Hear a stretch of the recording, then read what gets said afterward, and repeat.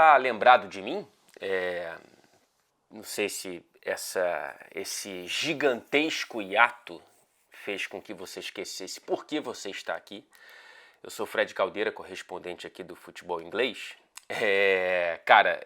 Por um lado eu peço desculpas por essa ausência. Imagino que, enfim, não tenha alterado o horário de Brasília e nem a sua vida. Mas, enfim, eu sei que há algumas pessoas aqui muito gentis que sentem falta dos vídeos, e eu senti falta de fazer vídeo, mas eu precisava dar uma sumida. Eu precisava dar uma espairecida, enfim, ainda tive muito trabalho para fazer depois do último vídeo, que foi seguinte ao título do Real Madrid na Liga dos Campeões. Não fiquei esse tempo todo de folga, mas peguei uns diazinhos aí para dar uma sumida, e em nenhum momento eu me senti bem o suficiente para vir aqui e entregar um vídeo da qualidade que eu espero conseguir entregar aqui e que eu tenho certeza que você merece, que seu tempo merece, a sua atenção merece. Eu sei que há muita disputa pela sua atenção e eu quero justificar a sua escolha de estar aqui, né? Então eu prefiro estar, por mais que de maneira menos frequente, inteiro, do que frequentemente aqui pela metade. Então foi mais ou menos nessa lógica que eu tento trazer para a minha vida também. Foi seguindo ela que eu fiquei em paz com essa ausência, mas não poderia deixar de fazer esse prefácio aqui desse vídeo, tentando justificar um pouco essa minha ausência. Não prometo voltar com vídeos tão frequentes quanto durante a temporada de clubes, mas evidentemente a Euro já está aqui e teremos vídeos aqui sobre a Euro, especificamente sobre a Inglaterra, mas não sei se somente sobre o frágil time de Gareth Southgate, apesar de tanto talento. Vamos ver como que a Inglaterra segue nessa Euro, mas não é papo para hoje, não é papo para esse vídeo. Falaremos bastante sobre os dois personagens da capa do vídeo, mais uma vez muito bem feita pelo meu querido Rick. Falaremos sobre Enzo Maresca no Chelsea e Arne Slot no Liverpool. Mas antes, eu queria falar sobre uma notícia que veio depois da confecção dessa capa e da idealização desse vídeo, que é, pelo menos até a gravação desse vídeo, ainda não oficial, porém parece oficiosa, permanência de Erik ten Hag no comando do Manchester United, não apenas para a próxima temporada, que é a última do atual contrato, mas possivelmente para uma renovação de contrato para mais 2 anos de Erik ten Hag à frente do Manchester United. Aparentemente a diretoria planeja oferecer essa renovação para ele nos próximos dias, nas próximas semanas. Uma permanência que foi garantida exatamente 16 dias depois do título da Copa da Inglaterra para cima do Manchester City, o que, para mim, e acho que não é uma opinião muito polêmica e tampouco original, o maior jogo do Ten Hag à frente do Manchester United, né? Considerando a qualidade do adversário e o momento, né? Era um momento em que o Ten Hag parecia muito na berlinda, inclusive com notícias da mídia inglesa de que já tinha sido definida a saída dele do Manchester United, independentemente do resultado daquele jogo, e para além do resultado, uma grande atuação, né? O Manchester United jogando melhor do que o Manchester City e ganhando de maneira maiúscula aquela Copa da Inglaterra. Cara, assim, eu tenho algumas interpretações em relação a esse anúncio ainda não feito, porém já divulgado de maneira indireta pela diretoria do Manchester United. O primeiro ponto é que eu acho que essa demora para esse anúncio, ela é ruim, porque minha sensação, tá? Em vez de demonstrar calma, ela me transpira incerteza. O que eu sinto depois de alguns fatos, né? Por exemplo, o The Athletic, que é um meio de comunicação muito confiável, diz que no dia 14 de maio, antes, portanto, do fim da temporada, a cúpula de futebol do Manchester United já estava convicta na demissão do Ten Hag ao fim da temporada. 14 de maio. De lá para cá, a gente teve notícias de diversas conversas, algumas conversas repetidas com a mesma figura, outras que não passaram da primeira conversa, mas tivemos nomes aí como Marco Silva, o McKenna do Ipswich, o Thomas Frank, o Pochettino, o Tuchel, o De Zerbi, enfim, nomes que passaram pela avaliação dessa nova cúpula de futebol do Manchester United, o que acredito que não seja um grande problema, acho que faz todo sentido você analisar o mercado antes de tomar uma grande decisão, mas de maneira alguma passa segurança para o seu atual treinador, né? Assim, se você está muito satisfeito com o que você tem, você não olha e não entrevista pessoas que estão fora do seu clube.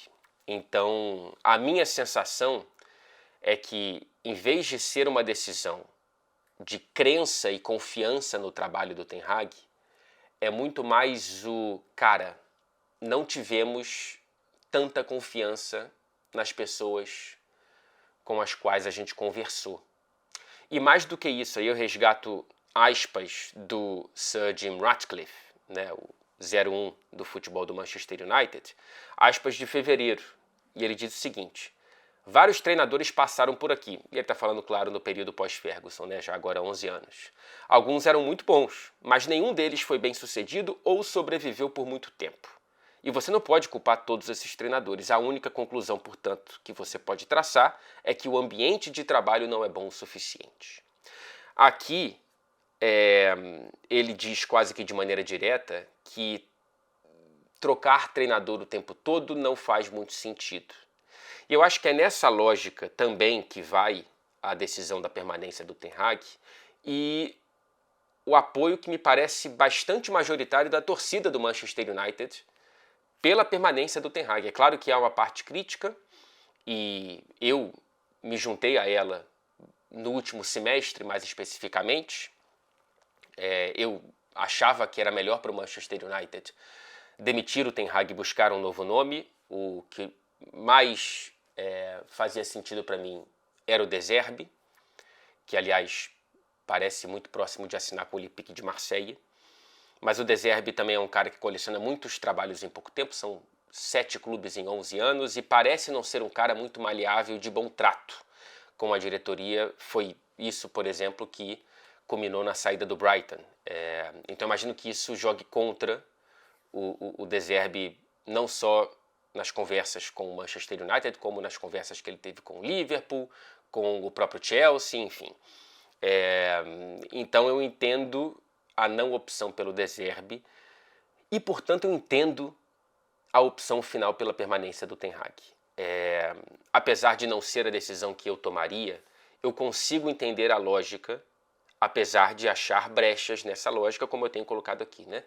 Não me parece que a confiança no trabalho do Ten Hag tenha sido primordial. Foi não ter, primeiro, achado algum nome muito forte no mercado, algum nome irresistível, algum nome que dê um match instantâneo, e também a sensação de que é melhor a estabilidade nesse momento no comando técnico, apostar na continuidade em vez de trazer um novo treinador e começar tudo do zero. E eu entendo, acho que o Ten Hag ele tem argumentos suficientes para bancar a própria permanência. Eu acho que quem defende a permanência do Ten Hag tem também esses argumentos. A primeira temporada foi excelente, né, uma temporada de terceira colocação na Premier League, de 2 finais de Copa com um título da Copa da Liga. A segunda temporada, na minha avaliação, é muito ruim. Ela termina muito bem com o jogo final, mas eu acho muito perigoso jogar uma temporada por um jogo, né? Mas ele tem como argumento, olha, foi nesse jogo que eu tive uma das raras oportunidades de, por exemplo, escalar zagueiros na zaga e ter retornos do departamento médico. O Lisandro Martinez é absolutamente fundamental para a estabilidade defensiva desse Manchester United, um jogador que pouco atuou. E esse, para mim, é o primeiro grande problema urgente que o Ten Hag e o Manchester United precisam resolver, né? O altíssimo número de lesões. E eu trago aqui uma tabela feita por esse site que eu recomendo, se você for um tarado por futebol e por Premier League, que é o Premier Injuries, lesões da Premier League, que faz as contas como o nome diz, apenas da Premier League. A gente sabe que o Manchester United teve 60 problemas físicos ou de ordem médica ao longo da temporada, mas dentro da Premier League foram 45. O líder, né, sendo seguido ali muito proximamente pelo Chelsea com 43. O principal objetivo é reduzir esse número. Cara, na temporada anterior tinham sido 34 lesões, então um crescimento de 32%. O que explica isso? O que explica que 2/3 dessas 45 lesões tenham sido de problemas musculares? Conversando com pessoas e lendo, né, relatórios de quem entende muito mais do que eu dessa parte da parte física do futebol, quando você tem muita lesão muscular, alguma coisa tem, algum problema tem. Não sei se é de ordem estrutural, de Carrington, que a gente sabe que precisa ser renovada. Não sei se é de ordem dos treinamentos. Eu já trouxe aqui informações de que o treinamento do Ten Hag parece, para algumas pessoas e jogadores, muito com uma intensidade acima do tom, com até um certo grau de ser um pouco antiquado nessa conversa com o departamento médico, que acelera retornos de lesões. A gente viu muitas lesões repetidas, né? O cara voltava para o campo e se machucava de novo, e muitos desses casos de ordem muscular, o que é algo que tem cheiro de não entender o controle de carga de treinamentos, né? Trabalhar de maneira específica com cada caso, cada jogador, cada quadro muscular. Então, cara, era o mesmo treinador na primeira temporada, era o mesmo departamento médico, eram praticamente os mesmos jogadores. Alguma coisa aconteceu de uma para outra para explicar isso aí. Não sei se uma segunda temporada sob o mesmo método de treinamento e tratamento faz com que elas não sejam duas coisas muito separadas. A segunda é uma involução da primeira, porque está seguindo o mesmo método. Não sei, eu estou muito curioso para saber como que o Manchester United vai resolver essa questão. Mas, de qualquer forma, a gente tem essa permanência do Ten Hag, que deve ser anunciada de maneira oficial nos próximos dias, nas próximas semanas. Passando pelo primeiro novo nome dentro do Big Six da Premier League, um treinador que jamais esteve na Premier. O Enzo Maresca, italiano de 44 anos, que chega com um contrato de 5 temporadas e mais uma como opção, o que deixa o torcedor do Chelsea com um pouco aquele arrepio na nuca, assim, de caramba. Será que teremos o Graham Potter 2.0? Mais um treinador nesses 2-3 anos de gestão do Todd Bowley e do Eghbali, mas, enfim, eu acho uma aposta interessante, tá? É uma aposta, ok? É uma aposta, evidentemente. O Chelsea é uma aposta, né? Tudo que gira em torno do Chelsea nesse momento é uma aposta, com muitos jovens, com uma instabilidade de rendimento e com muitos treinadores, e agora a gente torce para que o Maresca ele tenha tempo para trabalhar e ele consiga entregar sinais de evolução ao longo desse tempo para comprar o amanhã, né? O treinador do Chelsea precisa, eu sei que isso é uma verdade para todos os treinadores, mas o Chelsea especificamente, ele tem uma paciência muito pequena com treinadores, e você precisa justificar o almoço para poder jantar. Então vamos ver como que vai ser essa primeira fase de Enzo Maresca. Ele acabou de conquistar a Championship com o Leicester. Foram 97 pontos conquistados, 31 vitórias, 4 empates e 11 derrotas em 46 jogos. Foi a melhor defesa, com apenas 41 gols sofridos em 46 jogos, repito, e o segundo melhor ataque, com 89 gols marcados. Ele foi o segundo melhor treinador da Championship, né? O melhor foi o Kieran McKenna, do Ipswich, que também foi alvo de conversas não só do Chelsea, como de praticamente meio mundo dentro da Premier League, e renovou com o Ipswich. Vai ser interessante acompanhar esse trabalho na Premier League. Mas o Maresca ele entregou um excelente trabalho, como a gente vê aqui.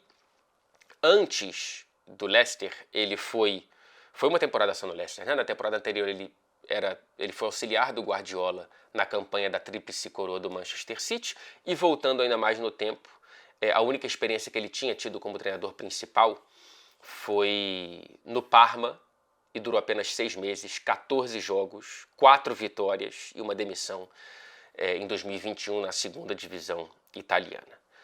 Cara, conversando com jornalistas que cobriram essa campanha do Leicester de perto, eu saio com algumas impressões fortes dessas conversas e de notícias e reportagens que eu consumi. O grosso do trabalho do Maresca é no plano tático.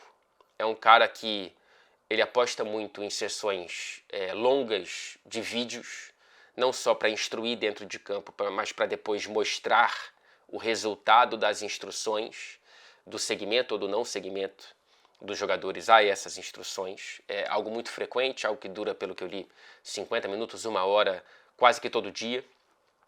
É um cara que é absolutamente obsessivo por trabalho. Inclusive, durante a pré-temporada do Leicester, ele morou dentro do CT para poder ter uma imersão, né, completa dentro do clube. Então, o torcedor do Chelsea pode esperar um cara com esse perfil. É um cara que se comunica bem, tem um excelente domínio da língua inglesa, melhor que o Pochettino, inclusive, acredito eu, tá? E é um cara que, pelo que também li, tem a porta do diálogo aberta com os jogadores, não é aquele cara que é apenas campo e bola, apesar de ele ser muito obsessivo com esse lado, o lado humano me parece algo que faz parte também da linha de trabalho dele. Inclusive, dentro do material de estudo para esse ponto do vídeo, eu não sei se você conhece o trabalho do The Coach's Voice, que é do pessoal do The Players Tribune, e aí tem o lado dos treinadores, que é basicamente a voz dos treinadores, o nome desse site, e que tem vários vídeos interessantes aqui mesmo no YouTube. E um deles, eles colocam um treinador com uma mesa tática e o cara vai explicando, conversando e tal. E um deles, recente, acho que tem 4 meses, é com o Enzo. E é interessante assistir para entender um pouco como que funciona, pelo menos o que foi mostrado ali no vídeo, parte de como ele pensa taticamente o futebol, né? E aí, cara, olhando para o Leicester, bom, a gente tem aqui mais um wannabe Guardiola, né? Mais uma tentativa, mais um treinador extremamente inspirado pelo Pep, não à toa mais um auxiliar do Guardiola que vira treinador, inclusive o segundo consecutivo que conquista a Championship. O primeiro foi o Kompany, que eu estou interessadíssimo para ver como que vai ser no Bayern de Munique. Mas enfim, o Leicester jogava depende da sua leitura, vai no 4-3-3 ou no 4-2-3-1, atacava com 3-2-5, basicamente com um lateral fechando, geralmente o Ricardo Carvalho fechando ali pela direita, e 2 pontas muito abertos, né? O Chelsea vai ser, consigo projetar com segurança, um espelho disso.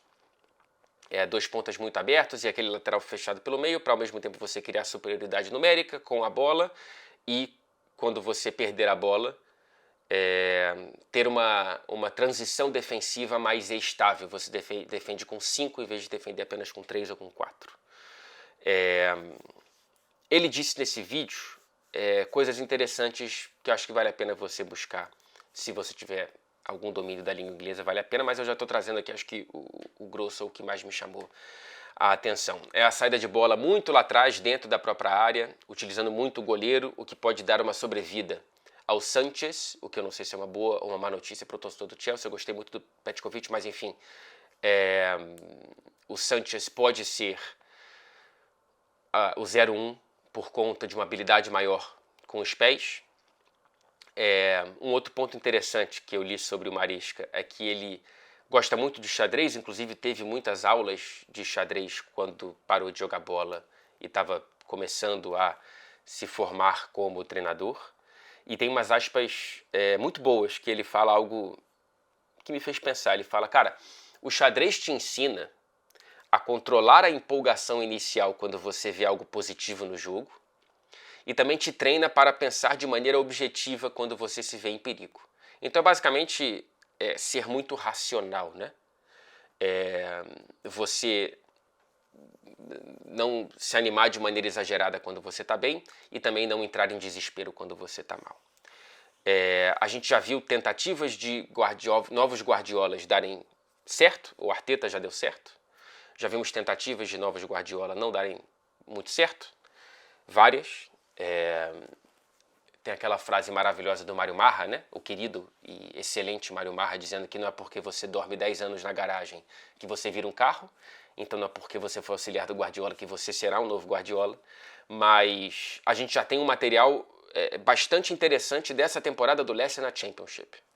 É importante lembrar que o rebaixado da Premier na temporada seguinte, por conta da divisão de grana que eles chamam de pagamentos paraquedas, para você ser rebaixado com um pouco mais de leveza e com mais, de maneira mais suave, eles têm uma vantagem financeira muito grande. É por isso que o trabalho do Ipswich chama muito mais a atenção do que o trabalho do Maresca no Leicester, porque ele tinha já essa vantagem orçamentária em relação aos rivais, e é por isso que, por exemplo, o Leeds ter ficado é uma tragédia, porque a obrigação do Leeds era subir. Passando para o Arne Slot, holandês de 45 anos, já falei dele aqui em outros vídeos, mas é importante trazer essas informações no vídeo específico sobre os novos treinadores do Big Six. 3 anos de contrato para o holandês no Liverpool, ele que tem 4 temporadas completas como treinador, 1,5 no AZ Alkmaar, foi muito bem lá, e 3 no Feyenoord, foi de maneira excelente. Revolucionou um clube que parecia estagnado, muito à sombra do Ajax e do PSV, e ele chegou em 2022 na final da Conference League, perdeu para Roma do José Mourinho. Em 2023 levantou o título da Eredivisie, o primeiro desde 2017 e o segundo apenas, se não me engano, nesse século para o Feyenoord. A gente tem, de maneira distante e ignorante, a visão de que o Feyenoord ele tem as mesmas armas e a mesma pujança financeira de PSV e Ajax, mas a realidade não é essa. É um terceiro mesmo, assim. É um terceiro distante da dupla. E ele conseguir essas posições, acho que foi terceiro na primeira campanha na Liga Nacional, né? Primeiro na segunda e agora foi vice-campeão com uma campanha muito parecida com a que bateu no título na temporada anterior, mas dessa vez teve o irresistível e supremo PSV do Peter Bosz, que teve apenas uma derrota em toda a campanha e de maneira muito merecida foi campeão com folgas, mas o Feyenoord ficou ali na segunda colocação com bastante conforto também. É mais um cara obsessivo pelo futebol do Pep Guardiola. No material de estudo vi que ele usava muito os vídeos de como o City jogava e, curiosamente, mas nem tanto, como o Brighton do De Zerbi jogava. O De Zerbi também é outro da escola do Guardiola, do jogo de posição e etc e tal, que vai muito antes do Pep, mas que tem no Pep o grande vencedor, né? Custo mais. E a gente pode imaginar um Liverpool voltando um pouco para o 4-2-3-1, ou talvez ele vai seguir o 4-3-3 dessa última fase do Jürgen Klopp. Uma construção baixa, também usando muito goleiro. A gente vai imaginar o Alisson sendo muito utilizado na saída de bola. Uma linha alta com a posse, né? Então é um time que o Liverpool vai seguir com essa linha muito alta, atacando com 3-4-2-1 ou 3-2-5, acho mais difícil. Eu acho que ele não sobe tanto quanto o Maresca subiu no Leicester e o Guardiola sobe no Manchester City, mas isso é algo que ele mudou ao longo desses 3 anos do Feyenoord. Esse último Feyenoord, vice-campeão, foi o com a linha defensiva mais alta, foi o com mais pressão ofensiva. A gente já viu o Feyenoord, e aqui eu não vou ficar mentindo para você que eu acompanhei jogos do Feyenoord. Eu li relatórios de pessoas que acompanharam. Então essas pessoas viram e trouxeram para a gente um Feyenoord que muitas vezes vai com o lateral fechado, vindo por dentro, como a gente viu o Arnold fazendo tantas vezes, e também com os 2 laterais muito espetados para os pontas entrarem. Então eu estou na dúvida, né? Eu acho que a gente vai ver uma variação do Arnold sendo um lateral direito fechando, ou o Bradley espetado com o Arnold fazendo a dupla de volantes ali. Como imagino que a gente veja na Eurocopa com a seleção da Inglaterra, pelo menos na estreia contra a Sérvia. É esse o quadro que a gente imagina, o Arnold começando como realmente um meio-campista. Mas enfim, o elenco do Liverpool me parece já muito apropriado para a ideia de jogo do Slot. Alguns jogadores instantaneamente vão clicar, né? Como Arnold, como Robertson, como Van Dijk, como Luis Dias, como Szoboszlai, McAllister. Outros, a gente tem que ver como que vão se encaixar nesse jogo, né? O Konaté é um cara que não tem uma saída de bola tão boa. E a fragilidade física dele também pode ser um problema. Podemos ter pontos para o Quansah nesse momento. Ou então o Joe Gomes ali do lado do Van Dijk. Não sei. Também estou curioso para saber qual vai ser a relevância do Endo nesse sistema do slot. O Darwin é aquela incógnita que a gente tem que esperar para ver como que vai ser essa nova temporada do Darwin. É um treinador que trabalha de mãos dadas com dados e estatísticas, o que não chega muito como uma surpresa. Primeiro, porque isso não é raro, e segundo, porque está muito de encontro com o que pensa o Michael Edwards, né? Um cara muito analítico e que volta ao Liverpool agora como CEO da FSG, dona do Liverpool. Nessa estrutura de futebol, a gente também tem o Richard Hughes, que chega como diretor esportivo do Liverpool, ele que estava no Bournemouth. Temos também o retorno do Julian Ward como diretor técnico da FSG. E aí a gente vai ter o Slot como um treinador e não como um manager, diferentemente do que era o Klopp. Ele vai ser muito campo e bola, cara. O Liverpool montou uma estrutura para ter pessoas pensando fora do campo e bola e deixar o Slot pensando quase que exclusivamente no time, nos treinamentos, nos jogos e etc e tal. Eu fiz uma entrevista com a TNT no fim da temporada com o Igor Paixão, atacante brasileiro que voou no Feyenoord com o Slot, inclusive fez o gol do título da Copa Nacional nessa temporada, o segundo título do Slot com o Feyenoord.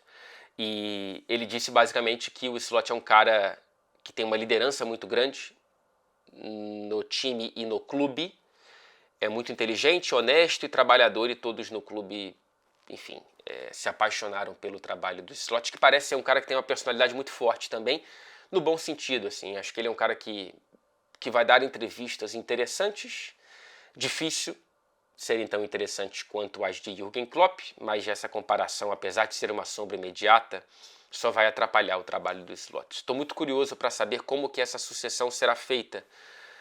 Historicamente é muito difícil você encontrar sucessões de trabalhos e treinadores históricos que sejam bem-sucedidas. Uma sucessão bem-sucedida é quase que um trava-língua, né? Mas enfim, fico na torcida aqui por essas novas figurinhas e também fico na torcida pelo Ten Hag conseguir voltar a ser mais a primeira do que a segunda temporada no Manchester United. Outro cara que eu tô curioso, eu vou falar pouco porque não estudei tanto, mas só li que está próximo de ser anunciado pelo Brighton, é o Fabian Hüseler, não sei como fala o sobrenome dele, é um alemão de 31 anos, cara. 31 anos, teremos um treinador mais novo do que eu na Premier League. Ele que levou o St. Pauli de volta para a Bundesliga e é apontado como novo, Nagelsmann, enfim. Essa coisa de novo X e Y não é uma coisa apenas da imprensa brasileira, saibam vocês, está em toda parte do mundo. Estou curioso para ver como que vai ser o trabalho desse cara, desse garoto, posso falar eu, à frente do Brighton. É isso, minha gente. Eu tenho muita dívida aqui no canal que eu tenho que pagar aos poucos. Eu tenho que falar de Fluminense, esse primeiro semestre muito, muito, muito, muito ruim e que deixa sinais, alertas vermelhos, não amarelos, mas vermelhos ligados para essa segunda metade de temporada, uma luta contra o rebaixamento que eu não esperava que fosse acontecer e que precisa de muita eficiência nesses pontos disputados para conseguir permanecer na primeira divisão, cara. Que loucura. Enfim, e claro, muito de Eurocopa aqui durante a competição. Um pouco de Copa América também, mas vai ser difícil acompanhar a seleção brasileira, cara. Ficar acordado até 4 da manhã para ver o jogo inteiro vai ser uma corda que eu não prometo esticar. Mas vocês têm aí uma plétora de canais para consumir seleção brasileira e também a Eurocopa, né? Muito feliz por ver o Rafael Oliveira de volta com os vídeos aqui no YouTube, recomendo demais. O Rafa é um grande jornalista, uma grande inspiração, uma grande referência e foi um companheiro de equipe dos meus primeiros anos de esporte interativo. Sempre muito gentil, não só comigo, mas com todos. É isso, minha gente. Aliás, o primeiro grande capítulo dessa Euro já está acontecendo, que é a invasão escocesa a Munique. Cara, fala-se de 200 mil escoceses em Munique. Que maravilha. Relatos de donos de bares assustados com o quanto que eles bebem. Assustados. Na Alemanha, em Munique. A Escócia é uma pérola e é maravilhoso ver a Escócia de volta. A seleção masculina de futebol de volta a uma grande competição, né? A última foi a Copa do Mundo de 98. Muitos de vocês não eram nem nascidos. Então isso justifica por si só essa festa escocesa na Alemanha. Uma pena não estar presente. Talvez seja melhor para a minha própria saúde, senão eu ficaria no bar com os escoceses e alemães. É isso, minha gente. Até o próximo vídeo. Obrigado pela compreensão por conta da ausência e pela atenção nesse retorno. Um beijo.